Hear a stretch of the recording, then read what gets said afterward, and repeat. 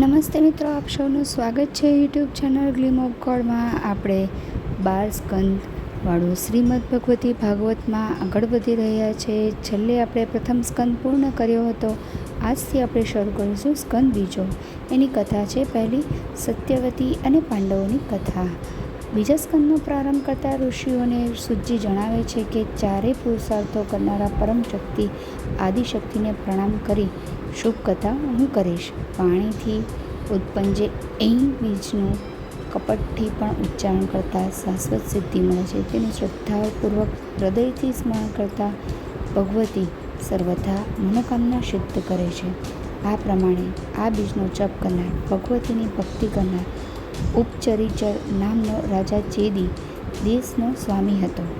આ રાજાને ઇન્દ્ર તરફથી તેના તપના પ્રભાવે વિમાન મળેલ હતું, જેથી તે પૃથ્વી પર ઓછો રહેતો હતો. તેને ગિરિકા નામની સુંદર સ્ત્રી અને 5 પુત્રો હતા. એક સમયે તેની સ્ત્રીને ઋતુદાનનો દિવસ હતો અને તે જ દિવસે પિતૃશ્રાદ્ધનો દિવસ હતી, જેથી તે મૃગયા રમવા ગયો. પરંતુ સ્ત્રીના સ્મરણથી સ્ખલિત થયેલા વીર્ય વૃથા ન જાય તેથી બાજ પક્ષી સાથે પડિયામાં પત્ની પાસે મોકલ્યો. પરંતુ બીજા બાજ સાથે યુદ્ધ થતાં પડ્યો યમુનાના જળમાં પડ્યો. આ સમયે અદ્રિકા અપ્સરા સ્નાન કરતી હતી, પરંતુ દેવવસાત યોગીને તેનો પગ વાગ્યો અને શાપ મળતા તે માછલી બની. તે જ સમયે પેલો પડ્યો તેના પેટમાં ગયો. 10 માસ થતાં માછીમારે આ માછલીને પકડીને પેટ ચીરતા એક સુંદર પુત્ર અને કન્યા તેમાંથી નીકળ્યા. પુત્રને રાજાએ લઈ લીધો, જે પછીથી ધર્મનિષ્ઠ મત્સ્ય રાજા થયો, અને કન્યા માછીમારને ત્યાં રહીને મત્સ્યગંધા મહાતેજસ્વી બની. એક સમયે દેવયોગી પરાશર મુનિ દ્વારા આ મત્સ્યગંધા કૌમાર્ય અવસ્થામાં જ ગર્ભવતી થઈ અને બાળકને જન્મ આપી બેટ ઉપર મૂકી દીધો. આ બાળક તરત જ મોટો થઈ ગયો અને માતાને કહેવા લાગ્યો કે તમે ખુશીથી તમારા પિતા ગૃહે જાઓ. મારી જ્યારે જરૂર હશે ત્યારે હાજર થઈશ. આ બાળક તે જ વ્યાસ મુનિ. તેઓએ તીર્થાટન કરતા ઉપદેશ અને પુરાણો અને મહાભારત લખ્યું. મત્સ્યગંધાની કૌમાર્ય અવસ્થામાં તેના પિતાની ઈચ્છાથી શાંતનુ રાજા સાથે પરણાવવામાં આવી, પરંતુ કન્યાનો પુત્ર ગાદી વરસ થાય એ શરતે મત્સ્યગંધાને પરણાવી. શાંતનુ રાજાના પ્રથમ પત્ની ગંગાના પુત્ર ગાંગેયે પિતા પાસે વ્રત લીધું કે હું કદી શ્રેયસંગ કરીશ જ નહીં. આ ભીષ્મ પ્રતિજ્ઞાથી તે ભીષ્મ કહેવાયા. અંતમાં મત્સ્યગંધા તે સત્યવતી કે જે શાંતનુ રાજાની રાણી બની, પુત્રો થયા અને મૃત્યુ પામ્યા. તે વ્યાસની માતા હતી, તેથી તેણે પોતાના વંશ ચાલુ રાખવા વ્યાસની વાણી પ્રમાણે તેમને યાદ કર્યા. અંતે વ્યાસ આવ્યા અને વિધવા સ્ત્રીઓ દ્વારા વંશ વેલો ચાલુ રહ્યો, જેમાંથી પાંડવો અને કૌરવો થયા.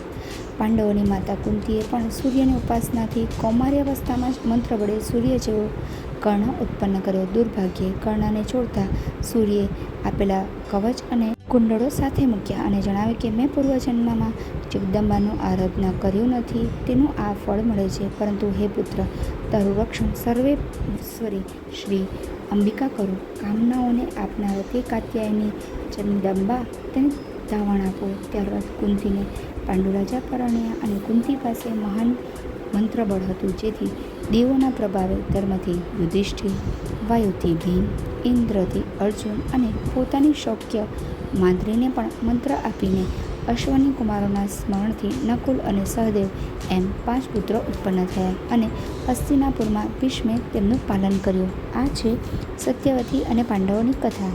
કથાની શરૂઆતમાં જણાવે છે કે જે માણસ શ્રદ્ધાપૂર્વક આદિશક્તિ અને ભગવતીનું સ્મરણ કરે છે તેની બધી મનોકામના પૂર્ણ થાય છે. કુંતી અને માત્રીએ મંત્રના પ્રભાવથી દેવોનું આહ્વાન કર્યું અને સંતાનો પ્રાપ્ત કર્યા, જે દર્શાવે છે કે સાચી સાધના અને મંત્રોમાં અપાર શક્તિ હોય છે. સત્યવતી અપ્સરાની કથા બતાવે છે કે જીવનમાં જે ઘટના ઘટવાની હોય તે નિયતિના આધારે ગમે તેવા સંજોગોમાં પણ આકાર લઈ લે છે. ભીષ્મ પિતાની પ્રતિજ્ઞા બતાવે છે કે તે આપણને સર્વસ્વ ત્યાગ કરવાની પ્રેરણા આપે છે.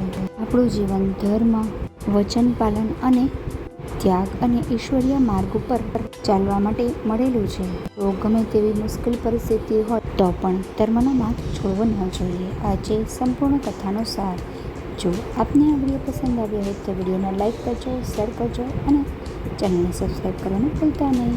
સર્વમંગલમાંગલ્યે શિવે સર્વાર્થસાધિકે શરણ્યે ત્ર્યંબકે ગૌરી નારાયણી નમોસ્તુતે. મા ભગવતી આપ સૌની રક્ષા કરે. અંબે માત કી જય. ફરી મળીશું. આવજો.